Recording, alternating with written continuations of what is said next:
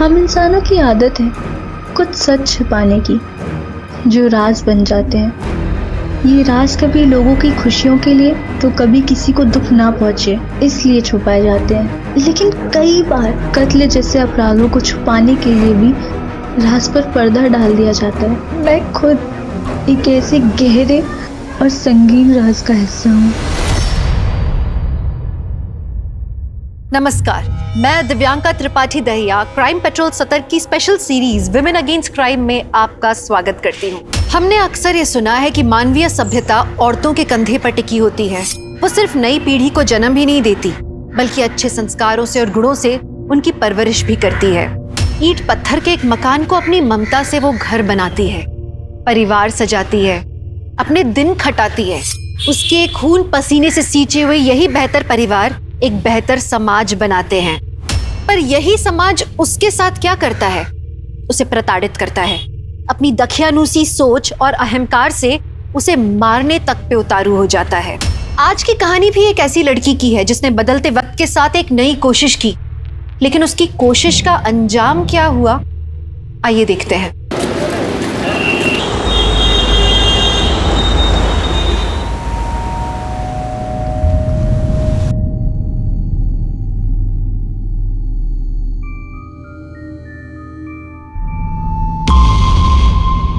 क्या हाल चाल है? अरे भाई ऐसे क्या देख रहे हैं? मुझे नहीं पहचान रहे? जी नहीं, सॉरी। अरे मेरी बात तो सुनिए।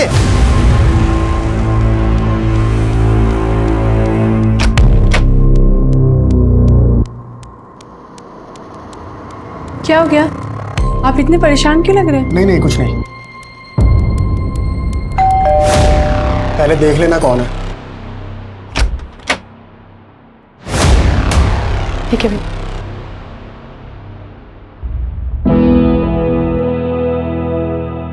आप बताएंगे हुआ क्या है?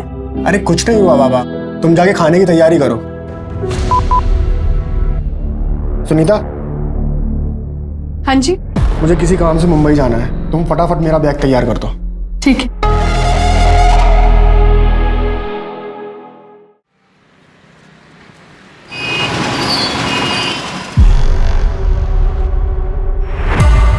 ये पानी कहाँ से आ रहा है? और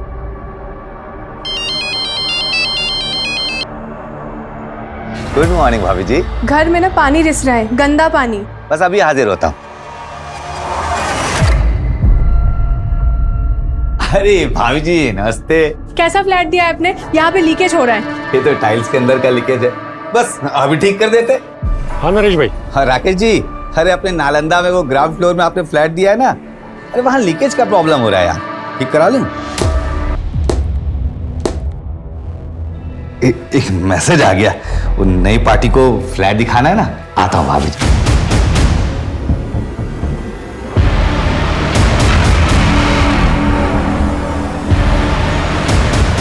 मैडम।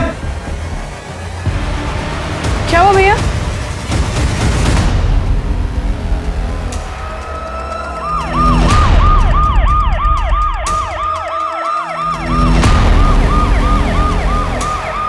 साइड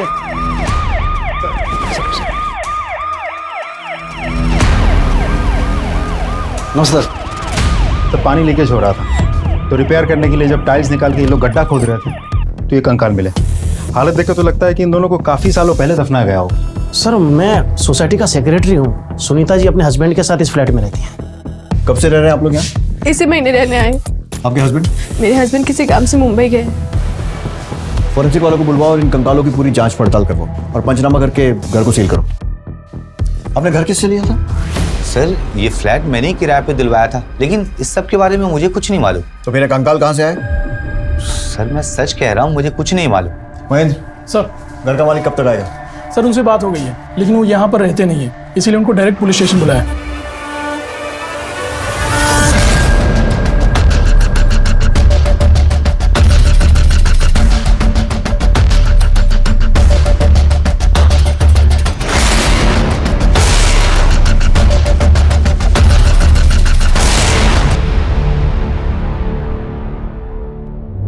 मेरी माँ का पता चला। हम कोशिश कर रहे हैं बेटा, पर जैसे कुछ पता चलेगा हम आपके मामा को इन्फॉर्म कर देंगे। और आपको पहले भी बोला था कि इस तरह से अकेले मत आया कीजिए। अगली बार जब भी आओगे अपने मामा को साथ लेके आओ। राकेश, चिंटू को उसे घर छोड़ दो। नहीं नहीं, प्लीज आप मेरी मम्मी को ढूंढ लीजिए प्लीज, मुझे उनकी बहुत याद आती। हम कोशिश कर रहे हैं बेटा, अभी आप घर पे चलो। राकेश जी, आपके घर में वो कंकाल कहाँ से है? मैं खुद हैरान हूँ सर। दरअसल मैं दूसरे एरिया में रहता हूँ। मतलब इस घर में आप कभी रहे ही नहीं? नहीं, जब नया मकान खरीदा था तब कुछ महीने रहा था। उसके बाद जॉइंट फैमिली थी, घर छोटा पड़ने लगा। उसके बाद हम बड़े घर में चले गए। तब से इस घर में किराएदारी रह रहे हैं। उन सारे किराएदारों के नाम और पते दे दीजिए। पुराने किराएदारों के नाम और नंबर कौन रखता है? अच्छा, जब आप उस घर में रह रहे थे तब किसी से कोई दुश्मनी या फिर कोई झगड़ा हुआ था? नहीं नहीं।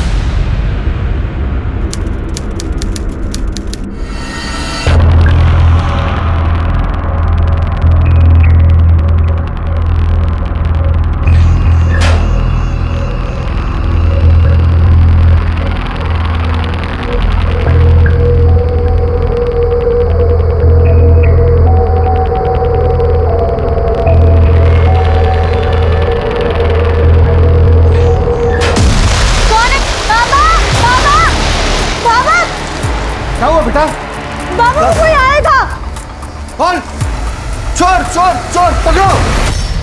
कैसे लोग हैं ना बाबा, मंदिर में चोरी करने आ जाते हैं। ये बेटा, मंदिर में सैकड़ों साल पुरानी माता की मूर्ति है, साथ में ढेर सारे गहने भी हैं। जरूर वही चुराने आया होगा। वो तो अच्छा हुआ कि तूने आज मंदिर की लाज रख ली। बस माता का आशीर्वाद है बाबा। सो तो है बेटा, लेकिन हम सब कुछ माता के भरोसे छोड़ के विश्राम तो नहीं कर सकते ना। मैं आज से यहीं बाहर सोऊंगा ताकि चोर उचक्कों पर नजर रख सकूं। आजा आजा।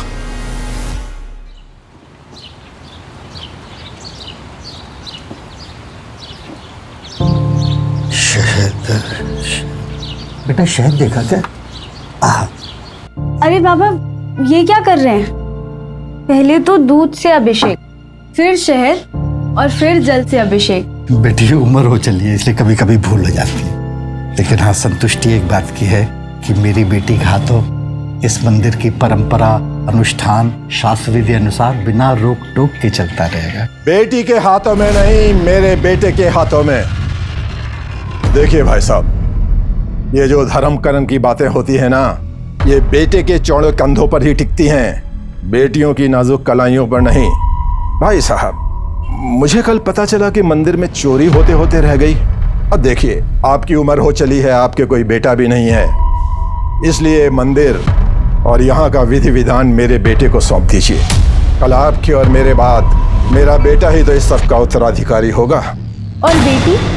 बेटी का कोई अधिकार नहीं। बाबा पुरोहित खानदान के बड़े बेटे हैं और उनकी बेटी होने के नाते मेरा अधिकार है इस मंदिर में पूजा करने का। मैं बनूंगी यहाँ की पुजारन। दिमाग खराब हो गया है तेरा?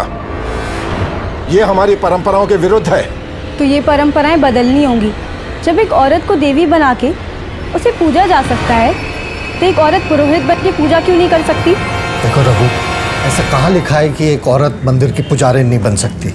समाज में बदलाव आ रहा है, तो मंदिर में भी सही। जो भी हो, हमारे इस मंदिर में ये सब नहीं होगा।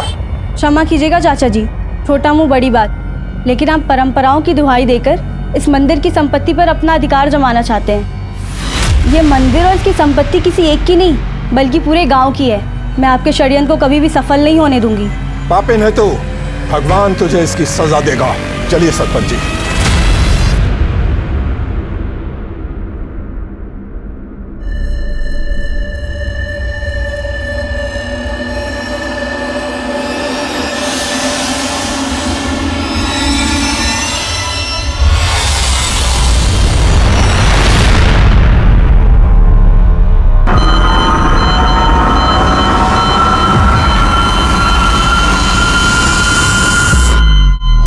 देखिए पुजारी जी, हम सभी पंचों ने मिलकर ये फैसला लिया है कि इस मंदिर की उत्तराधिकारी रचना ही होगी। बड़ी खुशी की बात है।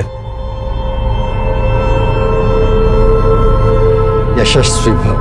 बेटा, ये बालों में क्या लगाया है? अरे ये तो जटा है। जटा? पता नहीं बाबा, कब से तेल लगा के सुलझा रही हूँ, पर ये सुलझ ही नहीं रही है। और ये सुलझेगी भी नहीं। ये जटा है, जटा देवी माता का संकेत है। संकेत? कैसा संकेत? भाई साहब, इतने भोले भी मत बनिए। बालों में जटा होने का मतलब होता है कि देवी ने संकेत दिया है कि ये लड़की देवी के मंदिर में दासी और सेविका बनकर रहेगी, पुजारन बनकर नहीं। नहीं नहीं, किसी ने जानबूझ के कुछ लगा दिया होगा। कल तो बालों में कोई जटा नहीं थी। देखो सरपंच जी, भाई साहब ने तो देवी के संकेत को मानने से मना कर दिया। अगर आप भी देवी के संकेत को मानने से मना कर देंगे तो जानते हैं क्या होगा? प्रलय हो जाएगी गांव में, देवी का कोप हो जाएगा, खेत खलियान जल जाएंगे, नदी नाले सूख जाएंगे, सब कुछ नष्ट हो जाएगा देवी के श्राप से।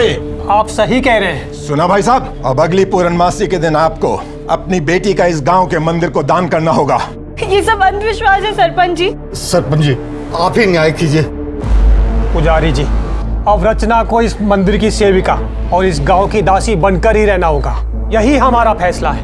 सरपंच साहब, सरपंच साहब, सरपंच साहब सुनिए।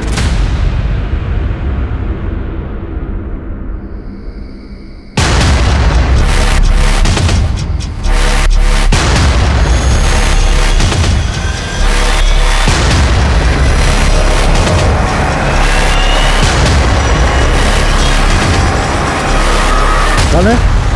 कौन है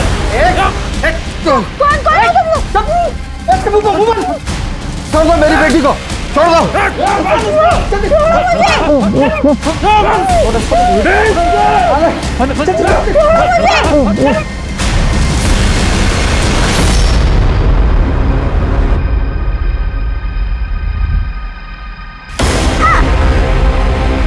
अरे आराम से, इतनी भी ओवर एक्टिंग मत करो।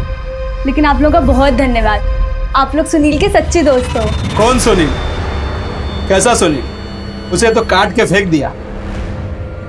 क्या? सुनील को मार दिया?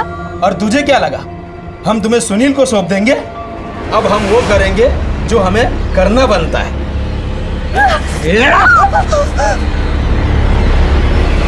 तुझे तो पूरे गांव के सेवा से बचा लिया, शुक्र है। और हमारी सेवा तो बनती है ना। इसमें तो जाने दो। नहीं नहीं। हाँ ताई, मलाई का भला छोड़ता है कोई?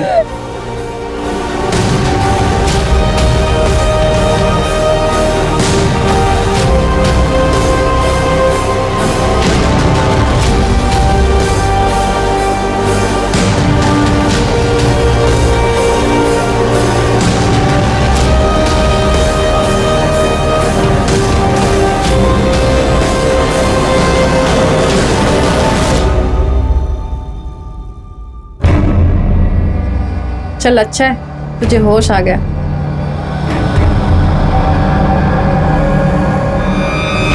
मंदिर की पुजारन बनने के सपने देखने वाली रचना को षड्यंत्रकारियों ने ऐसी जगह पहुंचाया था जहां औरत को इंसान नहीं, भोगने वाली वस्तु माना जाता है। क्या उसके संघर्षों का अंत हो चुका था या एक नए संघर्ष की शुरुआत हुई थी? और सबसे बड़ा सवाल ये था कि शहर के रिहायशी इलाके के घर में मिले कंकालों का इनसे क्या संबंध था? ऐसे कई सवालों का जवाब मिलना अभी बाकी था। सर, ये वही कॉन्ट्रैक्टर हैं जो उस फ्लैट में काम कर रहे थे। मुझे नरेश ने बहुत मारा था, ये देखिए। क्यों?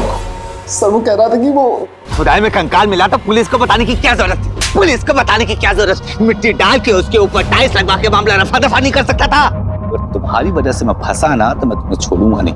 साहब मुझे बचा लीजिए साहब, बहुत बहुत मारेगा। आप चिंता मत कीजिए, वो कुछ नहीं कर पाएगा। इन्हें लेकर जाओ, इनकी कंप्लेन लिखो और पट्टी करवाओ। नरेश हमसे कंकाल की बात क्यों छुपाना चाहता है? उस मकान का मालिक राकेश, दोबारा बुलाओ उसे। राकेश जी, पिछली बार की खातिरदारी याद होगी आपको? एक सवाल पूछना रह गया था। नरेश के बारे में क्या जानते हो? सर, उस एरिया में नरेश की बहुत चलती है। सारे फ्लैट किराए पे वही देता है और कोई भी उसके मार्केट में घुसने की कोशिश करता है तो बखेड़ा खड़ा कर देता है सर। और तो और, पुराना किराएदार जाने के बाद नया किराएदार आने तक चाबी नरेश के पास ही रहती थी। हाँ साहब, नरेश दिल का काला और नाड़े का ढीला आदमी है। खाली फ्लैट में लड़कियों को बुलाता रहता है। दबंग है, इसलिए उसे कोई कुछ बोलता ही नहीं। कब से काम कर रहे हो साहब? 4-5 साल हो गए। कुछ और पता चले तो बताना। जी साहब। सुनिए जी। चाबी। Oh thank you.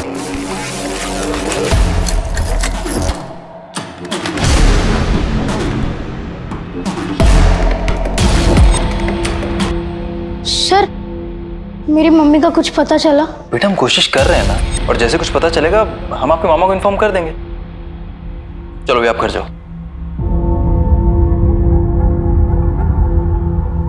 सर, ये बच्चा बार बार आकर अपने माँ के बारे में पूछते रहता है। उनके मामा से कहा, लेकिन कुछ भी फायदा नहीं हुआ। एक आध बार उस एरिया में जाके देखते जहाँ पे इसकी माँ गुम हो गई है। लेकिन वो एरिया तो कुंज विहार की हद में आता है ना, तो हम इतनी मगजमारी क्यों करें? और वैसे भी एक बच्चे की कंप्लेंट पर कितना नाचेंगे हम? नहीं सर, नहीं सर। कंकाल की बात क्यों छुपाना चाह रहा था? बोल। नहीं सर, ऐसा कुछ नहीं है सर। तो फिर कॉन्ट्रैक्टर को क्यों मारा? बोल। सर वो मेरा धंधा खराब कर रहा था, तो उसकी वजह से उस फ्लैट में तो क्या पूरी बिल्डिंग में कोई किराए के लिए तैयार नहीं हो रहा था। तो तेरे लिए तो अच्छा ही था ना, और लड़कियां लेकर जाता वहाँ, जैसे उस ग्राउंड फ्लोर फ्लैट में लेकर जाता था। बता, किस किस लड़की को वहाँ मार के दफनाया? बोल। नहीं सर, मैं मानता हूँ कि मैं वहाँ लड़कियों को लेकर जाता था, लेकिन मैंने किसी को मारा नहीं सर। मैं तो वहाँ थोड़े समय के लिए जाता था। तो वहाँ जितने भी लोग लंबे समय के लिए रहते थे, मुझे उनकी पूरी डिटेल्स चाहिए। सब मुंह जबानी तो याद नहीं है, ऑफिस के रिकॉर्ड में सब लिखा है। इसके साथ इसके ऑफिस जाओ और पूरी लिस्ट लेकर आओ। चलो। अभी का किराएदार मुंबई से कब आ रहा है, पता करो। सब।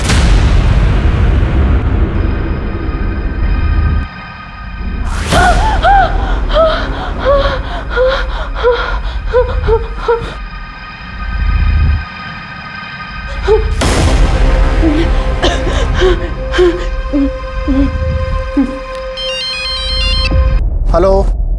हेलो, मुझे बहुत डर लग रहा है। आप कब आ रहे हो?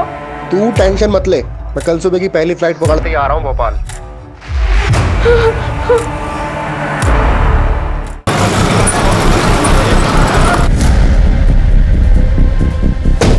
सर, नरेश से किराएदारों की सारी डिटेल्स मिल गई है। उस फ्लैट में गौरव और सुनीता से पहले पंकज अपनी बीवी बच्चों के साथ रहता था, लेकिन इसी साल अचानक वो फ्लैट छोड़ के चला गया।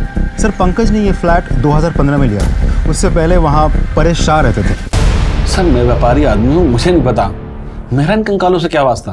वास्ता हो भी सकता है, आपकी किसी से दुश्मनी रही हो या फिर किसी से झगड़ा हुआ हो और गुस्से में आपने उन्हें मार के दफना दिया हो और फिर घर और शहर छोड़कर चले गए। सर, मैं काम काजी आदमी हूँ, आपने मुझे बुलाया तो इसलिए मैं आपसे मिलने चला आया। अगर आप इस तरह से मुझ पर झूठे आरोप लगाएंगे तो आज के बाद आप मुझसे नहीं, मेरे वकील से बात करेंगे। नमस्कार। सर, एटीट्यूड देखा आपने, बात कैसे कर रहा था? घाट घाट का पानी पियो आदमी लगता है संदीप। अच्छा, तो उस दूसरे किराएदार के बारे में क्या कह रहे थे जो अचानक गायब हो गया? सर, मैंने कांटेक्ट करने की कोशिश तो की थी, लेकिन नहीं हो पाया। उस इलाके में अपने खबरी है नथु, उसे कुछ ना कुछ जरूर मालूम होगा, उससे पता करो। महेंद्र, चाबी। एक मिनट। नालंदा विहार सोसाइटी में जब हम पूछताछ कर रहे थे तो एक आदमी मुझे देखकर इतना घबरा गया था कि बाइक में अपनी चाबी छोड़कर जाने लगा था। मुझे लग रहा उस आदमी से मैं पहले कभी मिला हूं किसी केस के सिलसिले में। पता करो वो आदमी कौन था। अरे परेश भाई, और क्या हाल है? अरे सुनिए तो सही। सर, मुझे आपसे कुछ बात करनी है।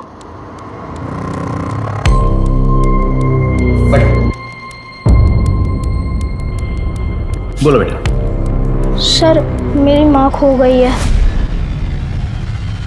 क्या नाम है तुम्हारा? मेरा नाम चिंटू है। कहाँ रहते हो?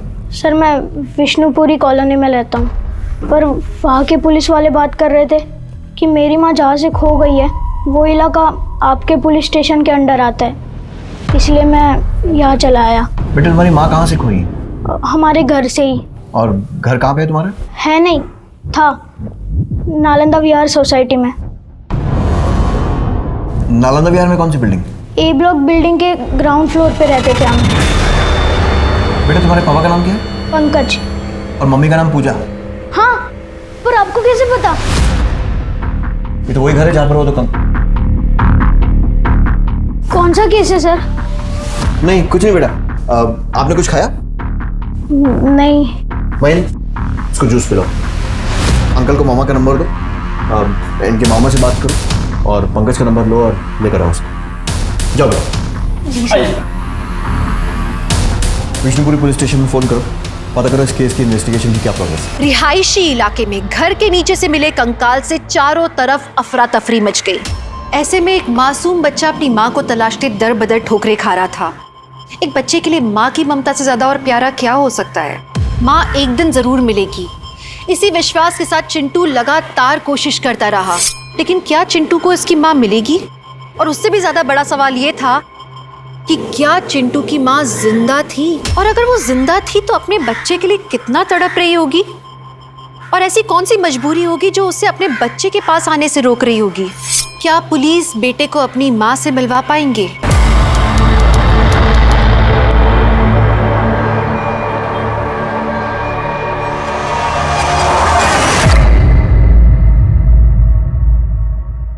चमक छल्लो, क्या नाम है तेरा? मुमताज। आहा, चल ताजमहल बनाते हैं। रोकड़ा है? कितनी लेगी? 3000। 3000 तो बहुत है रे। अबे झंडू, ताजमहल बनाने की बात करता है और तेरे पास 3000 भी नहीं है। चल निकल यहाँ से। अरे नाराज क्यों हो रही है? चल 1000 देता हूँ। मैं क्या तुझे 1000 वाली लगती हूँ? एक बार सही से देख तो मुझे। 3000 लेती हूँ, लेकिन मजा 30,000 का देती हूँ। तो 1000 लेके 10,000 का मजा देना, मुझे चलेगा। अबे झुमरू, निकल यहाँ से। बड़ा आया, 1000 रुपए में ताजमहल बनाएगा। जा यहाँ से।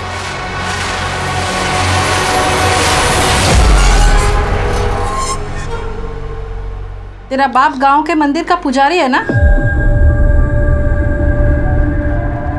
देख, तेरे बाप को और प्रेमी को कुछ लोगों ने मार डाला।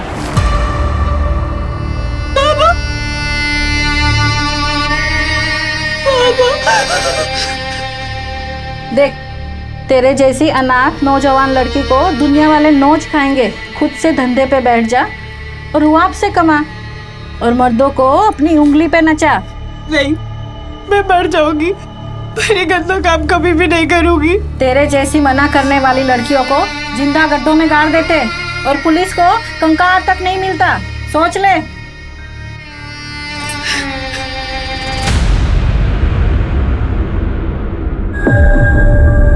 कितना लेगी?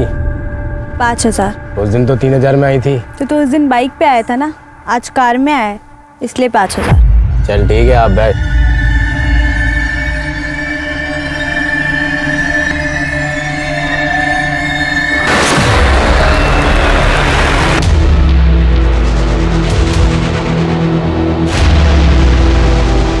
कितना छापा?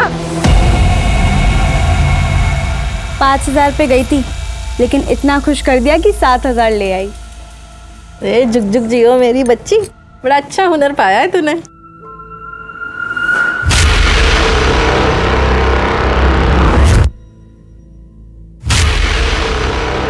ऐसा कैसे हो सकता है? वो तो उसे तुम लोगों ने।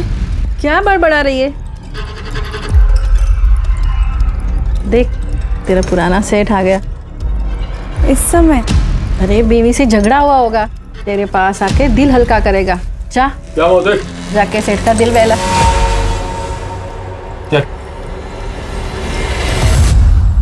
अगर किसी की पत्नी गायब हो जाती है, गुम हो जाती है, तो जमीन आसमान एक कर देता है। और तुमने तो कोई खास खोजबीन भी नहीं की अपनी पत्नी की। सर अब क्या बताऊं, मेरी पत्नी खोई नहीं है, वो किसी के साथ भाग गई है सर।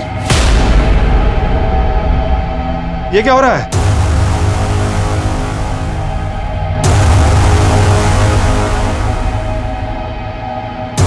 पूजा, ये क्या हो रहा था? पूजा, पूजा गलत है ये। तुम मेरी बीवी हो, मेरे बच्चे की माँ हो। बस मामा, और नहीं, मुझे बहुत नींद आ रही, मैं सोने जा रहा हूँ। गुड नाइट पापा, गुड नाइट मामा। तुम भी खा लो। पूजा, जो कुछ भी हुआ है मैं उसे भूलने के लिए तैयार हूं। बस तुम अजय से मिलना जुलना बंद कर दो। पूजा, मैं तुमसे बात कर रहा हूं। तुम देखो, हम लोग एक नई शुरुआत करते हैं, दूसरे शहर में जाकर रहते हैं। पूजा, मैंने उन्हें समझाने की बहुत कोशिश की, लेकिन वो नहीं मानी। अंत में एक लेटर लिखकर घर के सारे गहने लेकर वो अजय के साथ भाग गई। वो लेटर है आपके पास? लेटर तो जला डाला है सर। जब पूजा गायब हुई तब चिंटू कहाँ था? अपने मामा के यहाँ था सर। समझ गया, चिंटू को मामा के यहाँ भेजा, फिर पूजा और उसके प्रेमी को मार दिया और दोनों को अपने ही घर में दफन कर दिया। उसके बाद पूजा के गायब होने का नाटक और फिर बिना नोटिस दिए घर छोड़कर शहर छोड़कर चले गए। उस घर में मिले दोनों कंकाल पूजा और उसके प्रेमी अजय के ही हैं, है ना? सर मैंने उन्हें नहीं मारा है और ना ही उन्हें दफनाया है। अभी भी टाइम है, सच सच बता दे। सर मैं सच कह रहा हूँ, मैंने कुछ नहीं किया, किसी को नहीं मारा है मैंने।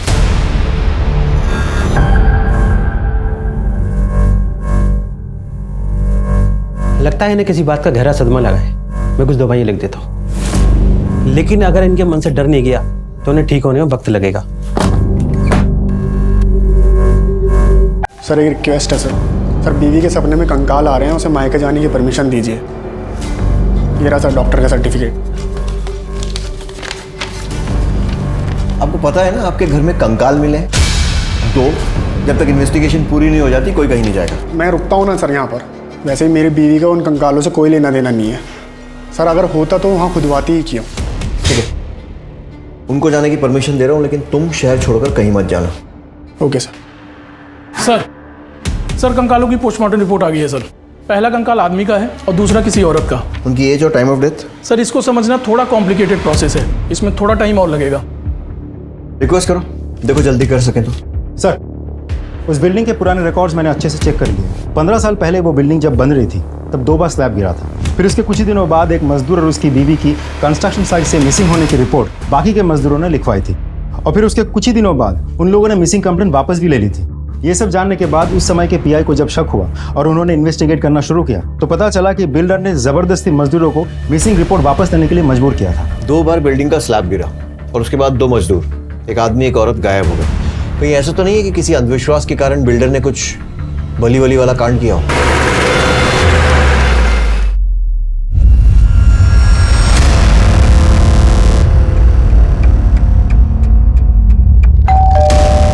नालंदा सोसाइटी, वो बिल्डिंग आपने ही बनवाई थी ना? जब वो बिल्डिंग बन रही थी 2 मजदूर गायब हुए थे वहां से, एक आदमी और एक औरत। और अब जो कंकाल मिला है वो भी एक आदमी और एक औरत का ही है। मामला सामने ना आ जाए इसलिए आपने अपने मजदूरों पर प्रेशर डाला था और उन्होंने कंप्लेंट वापस ले ली थी, है ना? जी नहीं सर, तो पुलिस कंप्लेंट की वजह से मेरी बिल्डिंग का काम रुका पड़ा था और जिसकी वजह से मेरा बहुत नुकसान हो रहा था। फिर मैंने किसी तरह मजदूरों को समझा बुझा करके कंप्लेंट वापस करने के लिए मनाया। अपने गायब मजदूरों का नाम बता दीजिए। इतना पुराना रिकॉर्ड कौन रखता है सर?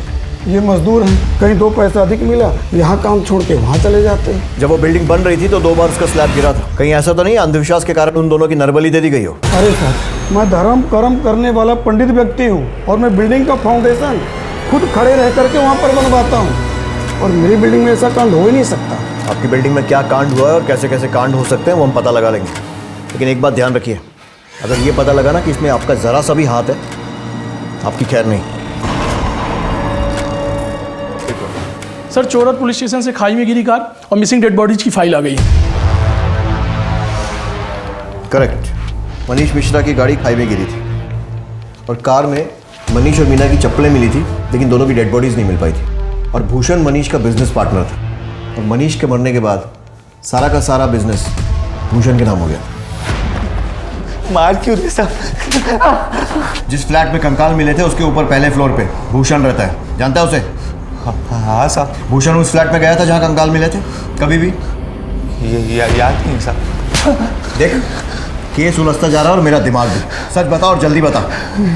ये याद आया साहब, एक बार भूषण को अपने घर फर्नीचर का काम करवाना था तो उसने अपने बीवी बच्चों को 8 दिन के लिए मायके भेज दिया और अपना सारा सामान नीचे फ्लैट पे शिफ्ट किया।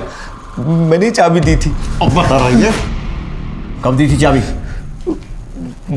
परेश जी के फ्लैट छोड़ने के बाद और पंकज जी के फ्लैट लेने से पहले। परेश ने नवंबर 2014 में फ्लैट छोड़ा था और पंकज ने जनवरी 15 में फ्लैट लिया था, तो दिसंबर 2014 में फ्लैट खाली था, तब दी थी चाबी? हाँ साहब।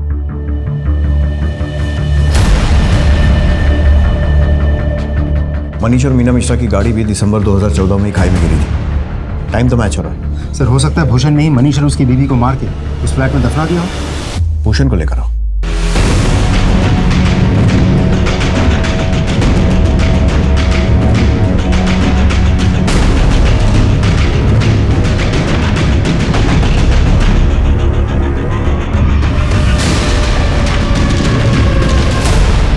सर भूषण बिना किसी को कुछ कहे गायब हो गया, उसका फोन भी स्विच ऑफ आ रहा है। कि भूषण उन कंकालों के बारे में कुछ ना कुछ तो जरूर जानता है। अपने सारे खबरियों को एक्टिवेट करो और सारी पुलिस थानों में उसकी फोटो भेजो और उसका मोबाइल भी सर्वेलेंस पे डालो। सर। हेलो जय हिंद सर। आपके एरिया पे बाईपास रोड पर एक डेड बॉडी मिली है। क्या?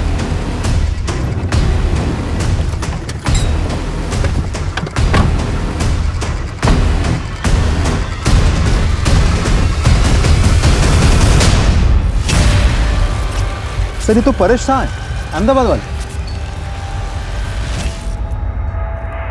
सर इनको तो गला घोट के मारा गया। सर ये तो वही हैं जो उस कंकाल वाले फ्लैट में किराएदार थे। लेकिन परेश तो उसी दिन अहमदाबाद वापस जाने वाला था। अगर वो अहमदाबाद नहीं गया तो शायद किसी होटल में रुका होगा। सारे होटल्स में चेक करो, कुछ ना कुछ क्लू जरूर मिलेगा। बॉडी का पंचनामा करके पोस्टमार्टम के लिए भिजवाओ और परेश के call detail records निकलवाओ।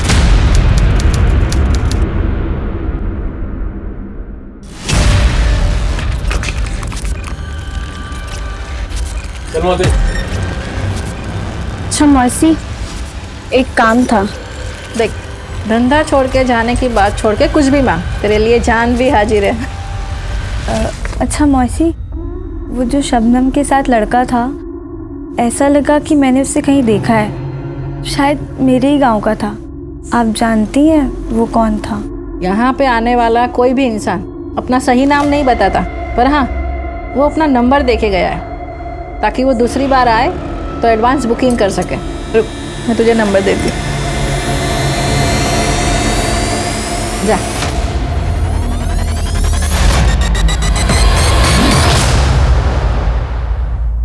Hello Sunil. रचना। सुनील, तुम जिंदा हो? मुझे लगा तुम्हें तो डकैतों ने। मुझे तुम्हारे प्यार और दुआओं ने बचा लिया रचना। तुम कहाँ हो सुनील? मैं तुमसे मिलना चाहती हूँ। मैं भी तुमसे मिलना चाहता हूँ। तुम जल्दी आ जाओ, मैं तुम्हें अभी एड्रेस मैसेज कर रहा हूँ।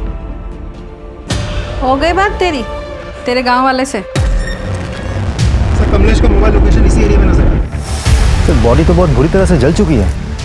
ये तो गौरव की आईडी है।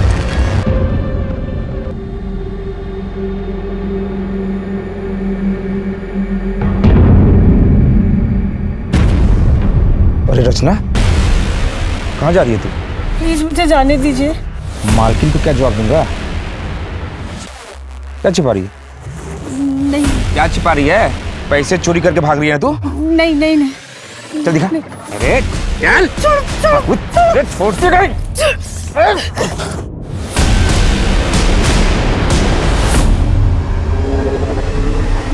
ये चोरी करके भाग रही है।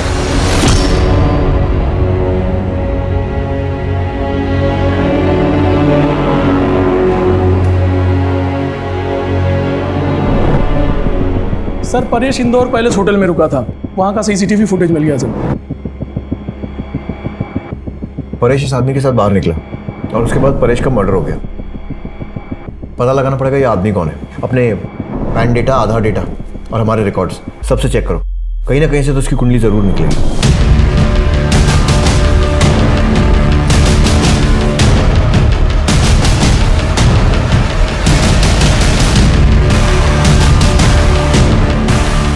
पहचानते हो? हाँ सर, ये तो कमलेश है। कहाँ रहता है ये कमलेश? यही पुरानी मंदिर के पीछे वाली गली में।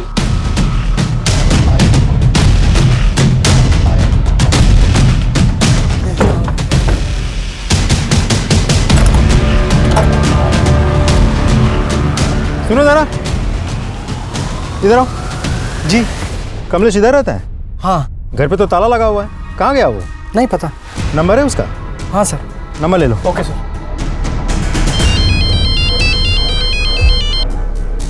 हाँ संदीप। सर कमलेश तो गायब है, उसके घर पे ताला लगा हुआ है, लेकिन उसका नंबर हाथ लग गया। उसका फ़ोन सर्वेलेंस पे डालो और ट्रैक करने की कोशिश करो। सर। हाँ संदीप।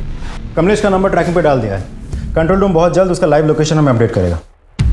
काफ़ी टाइम लग रहा है। लेकिन सर भूषण को ट्रैक कर लिया, हमारी टीम उसे पकड़ के लेके आती होगी। बिना किसी को बताया गायब? किस बात का डर था? हमारी पूछताछ का? मैंने लोन लिया था और साहूकार मुझे परेशान कर रहे थे, तो मैं अपने दोस्त के घर चला गया था और सर मैंने अपना फ़ोन बंद कर लिया था।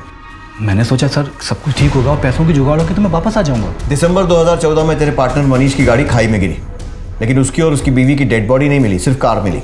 और दिसंबर 2014 में ही तूने अपने बीवी बच्चों को बाहर भेजकर फर्नीचर बनाने के बहाने अपना सारा सामान नीचे वाले फ्लैट में शिफ्ट किया। तूने मनीष और मीना को मारा और उसके बाद उन्हें उस फ्लैट में दफनाया। देखिए सर, मैं आपसे बोल चुका हूँ ना मैंने मनीष को मारा और ना ही मैंने मीना को मारा सर। सर मेरी बात सुनिए सर, एक बात नहीं, मैं आपसे क्यों झूठ बोलूंगा सर, मैं सच बोल रहा हूँ, मैंने मनीष मीना को नहीं मारा और ना ही मैंने उस फ्लैट में उनको दफनाया। मेरी बात पे यकीन कीजिए सर प्लीज।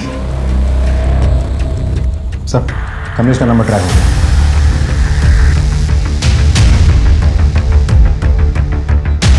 सर कमलेश का मोबाइल लोकेशन इसी एरिया में दिखा रहा है। जीपीएस ट्रैक करते रहो।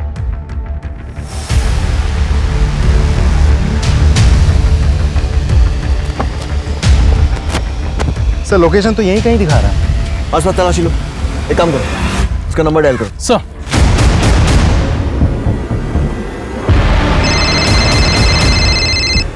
आवाज आ रही है सर। सर उस तरफ से आवाज आ रही है।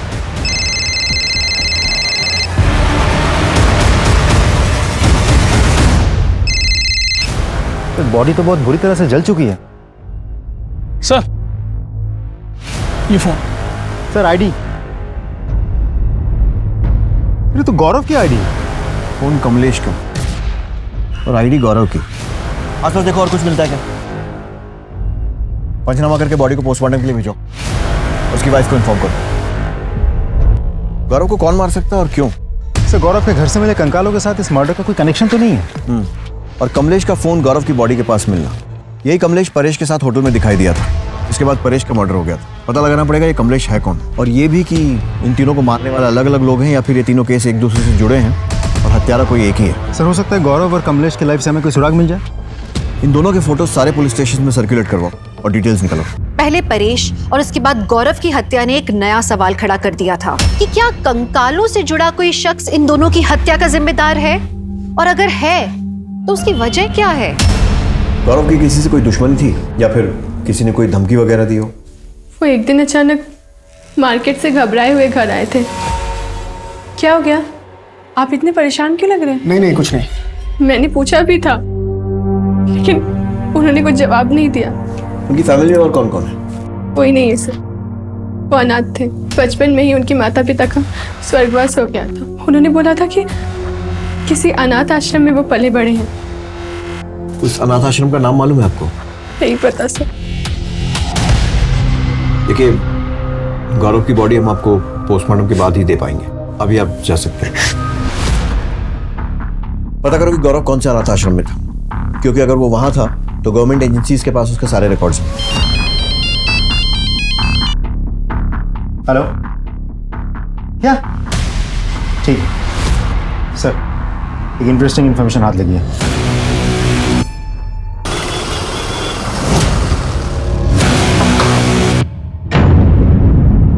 जी बोलिए। माँ,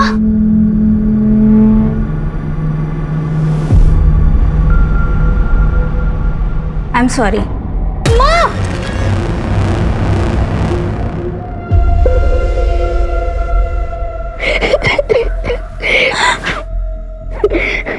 घर चलो माँ, घर चलो। नहीं बेटा, मैं नहीं आ सकती। क्यों माँ, क्यों नहीं आ सकती आप घर? बेटा तेरे पापा। देखिए दूसरों के पर्सनल मामलों में दखल देना हमारा काम नहीं है, लेकिन फिर भी एक सलाह है, जो भी फैसला लें सोच समझ कर लें।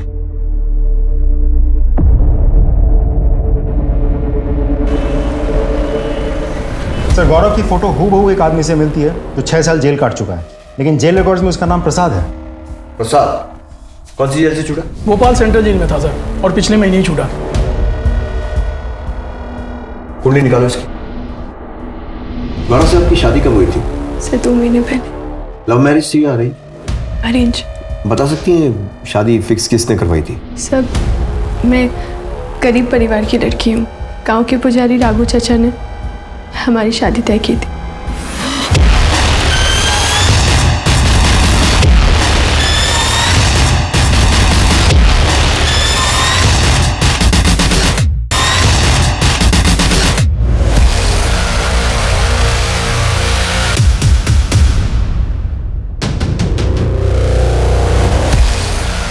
चलिए चलिए चल शुरू हो जाए। बताता हूँ सर, बताता हूँ सर। मेरे और मेरे पिता की मंदिर की संपत्ति पर काफ़ी सालों से नज़र थी। मेरे ताऊ और उनकी बेटी हमारे रास्ते का रोड़ा बनी हुई थी। रचना को ठिकाने का लगाने के लिए मेरे पिता ने उसके बालों में जटा बनाई और मंदिर की पुजारन न बनने के बजाय उसे दासी बनने पर मजबूर किया। रचना अपने प्रेमी सुनील के साथ डकैतों का बहाना करके गांव से भाग जाना चाहती थी। वो सुनील मेरा पालतू था, उसने मुझे पूरा प्लान बता दिया। फिर मैंने नहले पे धैला फेंका सर। मैंने असली डकैतों से रचना को किडनैप करवाया और उसके बाप की हत्या कर दी और मंदिर पे अपना अधिकार बना लिया। इसके एवज में सुनील ने मुझसे मंदिर की मूर्ति मांगी। मैंने सोचा कि ये पीतल की पुरानी मूर्ति में रखा ही क्या है और मैंने दे दी उसको। फिर एक दिन मुझे सुनील का फ़ोन आया और उसने मुझे बताया कि रचना जिंदा है और तब तक मुझे पता चल चुका था कि मूर्ति बहुत कीमती है। तो मैंने सोचा कि शहर जाके रचना को ख़त्म भी कर दूंगा और सुनील से अपनी मूर्ति भी वापस ले लूँगा। वहाँ शहर में सुनील परेश शाह के घर में नौकर था। घर में कोई नहीं था और वहाँ पे टाइल्स का काम चल रहा था और सुनील ने रचना को फ़ोन करके बुलाया और मुझे सौंप दिया।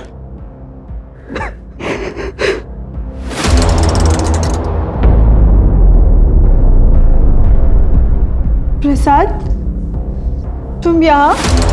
तुझे अपने रास्ते से हटाने का अधूरा काम पूरा करने आया हूँ। तुमने इसे यहाँ बुलाया जिससे मैंने इतना प्यार किया? मुझे तुम्हारी शक्ल भी नहीं देखनी है। तुझे इतनी आसानी से नहीं छोड़ूंगा। जहाँ तेरे बाप को भेजा, आज तुझे वहीं भेज रहा हूँ।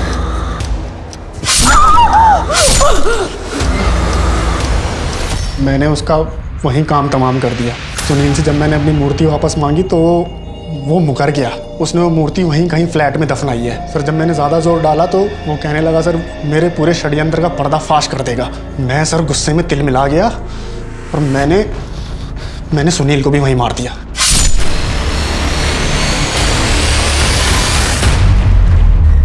उन दोनों प्रेमी जोड़ों को वहीं दफन कर दिया उसी फ्लैट में। सुनील का इस तरह गायब हो जाना शक के घेरे में आ सकता था, तो मैंने परेश शाह के लौटने का इंतज़ार किया और उससे मिला।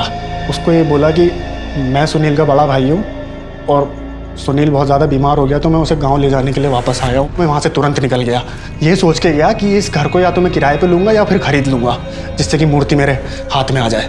परेश और कमलेश को कैसे मारा? सर सुनील ने मुझे बताया था कि उसका मालिक परेश शाह हर साल 2 बार तीर्थ यात्रा पर जाता है। तो सर उसकी गैर मौजूदगी में मैं चोरी छुपे उसके फ्लैट में घुसा और मूर्ति खोजने लगा। कौन है? सर जब रात को मैं मूर्ति खोज रहा था तो कमलेश जो वहाँ पहले वॉचमैन था उसने मुझे देख लिया। सर मैंने उससे बहुत मिन्नतें की, उसे पैसे देने की कोशिश की और वो सर मान गया। उसने मुझसे पैसे लिए और चुप रहने का वादा किया। मुझे मूर्ति पाने का बहुत जुनून था सर, मुझे वो मूर्ति चाहिए थी। मैंने अपना नाम बदला, शादी की और गौरव नाम से उस फ्लैट में रहने लगा जहाँ पे मूर्ति दफन थी। मैंने उस घर में रहते हुए उस जगह को आइडेंटिफाई कर लिया था जहाँ मूर्ति थी और सर मैं मुंबई गया, उसका सौदा करके आया। लेकिन इसी बीच मेरी बेवकूफ़ बीवी ने मेरे ही गड़े हुए मुर्दे निकलवा लिए। इसी बीच आपने परेश शाह को पूछताछ के लिए बुलाया और परेश को वो कमलेश उसका पुराना वॉचमैन भी मिला और उसने उसको सब कुछ बताया कि मैं उस फ्लैट में घुसा था चोरी छुपे। परेश के दिमाग की बत्ती जल गई। उसने मुझे बुलाया और पूछताछ की। सर मैं और देर नहीं करना चाहता था। मैं सामान लेने के बहाने उस फ्लैट में गया और मूर्ति निकाली और परेश को मिलने के बहाने बुलाया और उसको वहीं मार दिया। फिर मैंने सर कमलेश को मारा क्योंकि मैं कोई गवाह और कोई सबूत नहीं छोड़ना चाहता था। इसलिए मैंने सर कमलेश को वहाँ जलाया, गौरव की आईडी वहाँ फेंकी जिससे लगे कि गौरव मर गया और सर मैंने मूर्ति ली और गाँव चला गया। बाकी की सारी उम्र जेल में सड़ेगा। मुझे माफ कर दो सर। रचना के साथ जो हुआ वो हमारे समाज की पिछड़ी हुई मानसिकता को प्रदर्शित करता है। रचना ने एक बड़ा सपना देखा, मंदिर की पुजारन बनने का, देवी माता की सेवा करने का, पर उसका ये सपना मंदिर की संपत्ति पर नजर गड़ाए लोगों को रास ना आया। उन्होंने रचना को जिस्म फरोशी के कीचड़ में धकेल दिया। कागा सब तन खाइयो, चुन चुन खाइयो मांस, बस ये 2 नैना मत खाइयो, इन्हें पिया मिलन की आस। रचना की हिम्मत जैसे पूरी तरह से टूट चुकी थी, लेकिन अपने पुराने प्यार से मिलने की उम्मीद ने उसमें एक नए जोश का संचालन किया।